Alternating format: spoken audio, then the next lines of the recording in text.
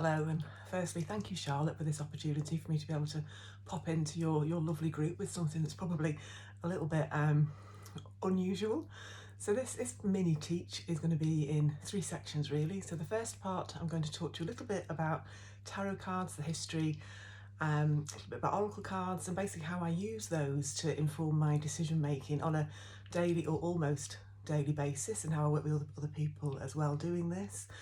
And then I'll talk a little bit about how you might want to do this, and perhaps not with tarot cards, because I know they're not everybody's cup of tea, and I'll explain a little bit later about how I got into this. And actually you can do this. The stuff that I'm going to be talking about today, you can actually do with a deck of just ordinary playing cards. So I'll talk a little bit about that as well. And then finally, I'll tell you more about me. So my name is Julie Bilbo, but I'll tell you more about me a little bit later. And how somebody with not one but two master's degrees in research methods ended up in this field, which is kind of anything other than evidence-based. So that's what we'll do probably for the next 10 or 15 minutes or so. So thank you for stopping by, and I hope this sort of piques your interest in some way, shape or form. It's certainly been massively informative for me these last few years. So this whole practice has been new for me, I'd say in the last 3 years. So to start with tarot cards. So I've got a deck here. Now, in fact, I will start by saying that until I did become introduced to the tarot, I was the kind of person who would probably, well, no, not probably, definitely, I wouldn't have had tarot cards in the house. Can't really explain why, but just some sort of fear. I had seen tarot readers, so I wasn't completely frightened of it, but equally, I don't think I would have wanted them in my house, and I'm now kind of surrounded by them, so things can change, can't they? But with the tarot deck itself, there's a lot of mysticism that surrounds the tarot, and also some stories that probably aren't quite true. My understanding is that this originated from Milan in Italy in the 15th century as a rich person's playing card game. The tarot deck itself, so this deck, a sort of a traditional deck, is divided. It's 78 cards. 22 of those are what we call the major arcana cards. They were the original tarot card, the original sort of like tarot game playing cards, if you like. And they're the ones, if you know anything about tarot, you've probably seen those cards. So the death card, the devil card, and you can understand why they perhaps get a bad name sometimes. And then the remaining 56 cards, they're sort of like you're aligned with your regular playing cards really, which is why I say actually you can use regular playing cards to do this as well, but you haven't got the major arcana within there. Within those 22 major arcana cards, they kind of tell the story of life in a sense.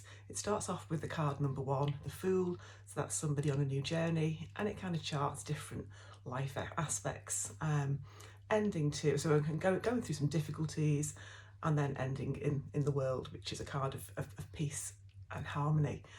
And what we think happened is, or from what I've read and from the sort of tarot enthusiasts that I've spoken with, what we think probably happened is, okay, so they were used as a playing card game for rich people.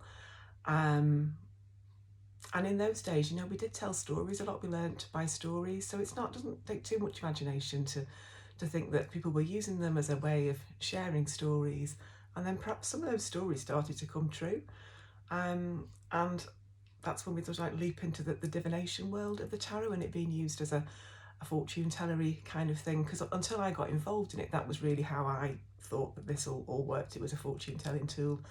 I actually don't use the tarot in that way. That they do. There is some weird predictive value with it, but as much as I use cards like this to sort of help me to make decisions, I don't actually base a full decision based on what a card is telling me. I make my decisions based on my head and also what's in my heart. And how I believe this works is that the cards are just a tool to really help you to connect back into what you know already. So when I read for clients professionally, that's what I will normally say to them. In fact, I will normally say, in a reading with me, I'm very likely to tell you what you know already, but you'll get some feeling of validation because you'll see what you're thinking and what's in your heart, what you're believing, kind of playing out in the cards. That then gives you that external validation that, yeah, you can trust yourself. Or sometimes that doesn't happen and I tell you something that you'd not thought about, and it just sort of opens your mind to seeing a situation differently. And then just occasionally, and it actually, I mean, I always share this, but it doesn't actually happen very often now, and I can only recall it happening twice, but I still think it's really important to mention. I might say something that is just wrong. And the example that I share, it was a lady that I did a reading for, probably a couple of years or so ago now. She wanted to change job, and I said, from what I can see here, it's not looking like it will happen just yet. You know, I think you need to get your ducks in a row and that kind of thing. And then I did some coaching with her a couple of weeks later, and she said that it was when I said to her that I didn't think it was happening just yet. She was like, it is. Because even just somebody sort of externally saying, no, that's not happening, that helped her to make her decision that, no, I've had enough, I want to change. Now, if I was an old-fashioned fortune teller, that wouldn't have been very good of me, because basically I predicted that wrong. But I don't see this as a predictive thing. I was just happy that she'd come to the decision that she needed to come to. And then we went on with some coaching and sort of moved her through that process. So that's sort of basically how it works. I said about oracle cards as well. So with the tarot, they have got quite specific meanings, so it does take a little bit of time to actually learn what those meanings are. Bizarrely, because I've got so little memory, I'm amazed that I can remember what these card meanings are. But there's a little bit of work within that. But I also work with oracle cards. And the reason why I'm mentioning this is thinking, if this has kind of piqued your interest, but you're not interested in the tarot, or you're still a bit fearful, or you haven't got time to learn card meanings, then there's loads of different oracle decks. That's one of my favourites. I don't use it particularly professionally. The one I use professionally more is Yasmin Boland's Moonology deck, and it's so funny. So the oracle cards themselves, this one is all, Yasmin Boland is an astrologer, so she's created this deck all around the different phases of the moon. What is really weird, when I'm coming to the end of a reading, I'll ask a client to draw one of these cards, and 99.9% of the time, it kind of summarises the whole reading that we've had like for 30 minutes, and it's all like summed up in one card. So like this one. Okay, all right then. So this just simply says, it's the disseminating moon, and it says, take time to breathe out. So if I'd chosen that kind of as my card of the day, it just takes me a minute to find it. These aren't in alphabetical order in this book, which is a little bit annoying. Just give me a moment, because I'm going to share with you sort of how I would use this, either in a reading or for myself. So that's interesting actually, because we're just sort of we're just coming out of a full moon. So it says here, the intensity of the full moon has abated, and what we're left with. That's what this card is asking you. It suggests that the situation you're asking about has now peaked, and it's time for you to regroup and learn from your experiences rather than blindly forging ahead. That is actually really relevant for me just at this point. Have faith that what's happening is for the best. Try to accept the way things are now, and give yourself and others time out to relax. Again, that is spot on for what's going on in my head at the moment. Breathe. We can't be on all the time. If you feel like you've hit an obstacle or even failed in some way, now is time to reflect on how to do things differently next time. Be honest with yourself if you feel bad about the current situation, and then remind yourself that life goes in cycles. And then she goes on to say, I am where I am, and it's okay. And I'm kind of hoping that really resonates with some of you who are listening to this. And then she adds some additional meanings. You should know where you stand, either now or very soon. You need to take some time out for your own good. It's time for you to share your wisdom and experience with somebody else. How fun is that? And avoid falling into a slump. Just all little bits of advice. And then what I tend to do is sort of, I've read through that, because I don't remember all these readings of meanings of oracle cards. I'll just then sort of sit with a card and think, do you know what, I think it's just telling me to pause a little bit. This week for me has been completely full on, and I've really enjoyed being full on, but maybe it's time just to pause for a little bit, and maybe that message is relevant for you as well. So that was a little bit about tarot and oracle cards. There are loads of these different decks, and it's just a case of just finding one that seems to sit with you. I've got loads of them. This is the one that I use primarily, like I say, when I'm doing professional readings. And then, let me just have a little sip.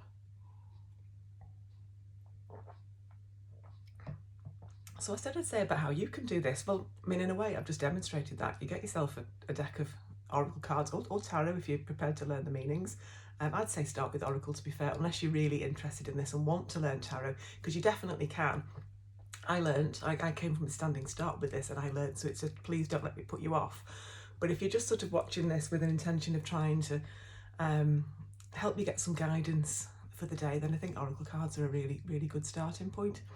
If you're curious about the tarot but don't want to invest in a deck yet, then this is where the playing cards can come in. So I mentioned before about the major arcana cards. There's 22 cards going from the Fool through to the World. Obviously you won't get those, but you've got everything else. So in a deck of playing cards, this is actually quite a fancy deck that my husband gave to me.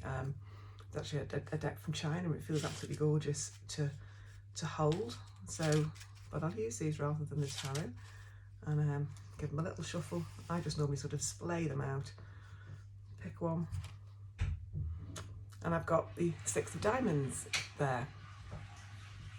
So what that is saying to me, you have to excuse me, I'm working from home, so apologise the noises in the background. I've got the 6 of diamonds. So for me to translate that into tarot language, that would be the 6 of wands. And wands are about energy. So I'm taking the diamonds to be about energy, and 6s are about perseverance. So if I was to pull that card and for it to give me some guidance, I'd be thinking, where do I need to put my energies right now? Where do I need to be persevering? And I just sort of sit with that for a bit, knowing that I've got the answers kind of inside of me. And if I wasn't too sure where I was going with that one, then, you know, I might pull another card. Okay, so I've now got the King of Diamonds, or for me, my tarot language, the King of Wands. Kings are all about gaining more knowledge. So keep persevering, but be open to gaining some knowledge. I think sometimes we feel like we know it all. We're not necessarily open to any more learning, and we feel like perhaps we're blocked for a reason that we don't quite understand. So I think sort of putting those 2 cards together, it's a bit of like, look, stop pushing so hard on your own. Like, who can help you with this? Where can you gain some more knowledge to be able to increase your confidence in what it is that you're doing? So if I was working with a client now, that they would be the kind of questions that I would be posing for them to either answer with me and we can work further, or for them just to sort of take away to think about. So for me doing this, just for me sitting here, or for you playing with a deck of tarot cards, deck of playing cards, they would be the kind of questions that I'd be asking myself. And then obviously you're not going to be thinking, oh, hold on, where do I get the key to know all that? So I can run through it really quickly just now in absolute just one key word for each of what the numbers and suits mean. So I said to you then about diamonds for me, and it is about, for me, it's about kind of what seems to resonate with me. For me, the diamonds, they resonate with the wands. They're all about energy. The cups, we have cups actually in tarot, they're all about your emotions. In playing cards, when we have clubs, to me they align to the pentacles of the tarot, so they're all about the physical aspects of life. And then spades, which I've aligned with the swords in tarot, so that's all about kind of the logic brain. And then in terms of the court cards, so the knights are about taking action, queens are about sort of nurturing and patience, and kings, as I said, are all about knowledge. And then the numbers going through, I will, if you're interested in this, drop me a little message in the comments, and I'll type something up and send it across to you. So aces are all about new beginnings, 2s are about partnerships, 3s are about creativity, thinking a little bit differently, 4s are about stability, 5s are about change, 6, as you've heard, is about perseverance, hard working, 7s are about gaining experience or using your experience, 8s are about obstacles and just sort of like trying to get over situations. 9s are you're making progress, and 10s are your completion. So and it's a case of putting that framework together, and then also just sort of letting your intuition kick in. And so you could do this with a deck of, if I send you that kind of key meanings sheet, and they are, I mean, there's more than just one word, so that was just to really sort of show you how simple this can be. And that kind of framework allows for your intuition to kick in as well. So it might mean something slightly different as you start to use these cards to help you to gain some experience. So just then finally, again, another little sip. I'll tell you a little bit about me and how I came to be in this world. So, as I said before, my name's Julie Bilbo. I'm a coach. I'm also founder of Mary's Place CIC, which is a fairly new not-for-profit company which supports newly qualified professionals as they make that transition from being a student to being a qualified professional.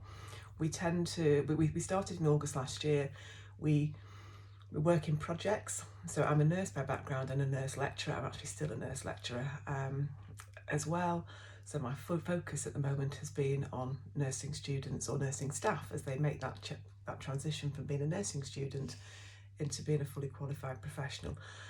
The drive for it is because so many people are leaving the profession too soon, and it's just such a shame. They've trained so hard, they've paid such a lot of money, and we know in the first 18 months we lose an awful lot of new graduates.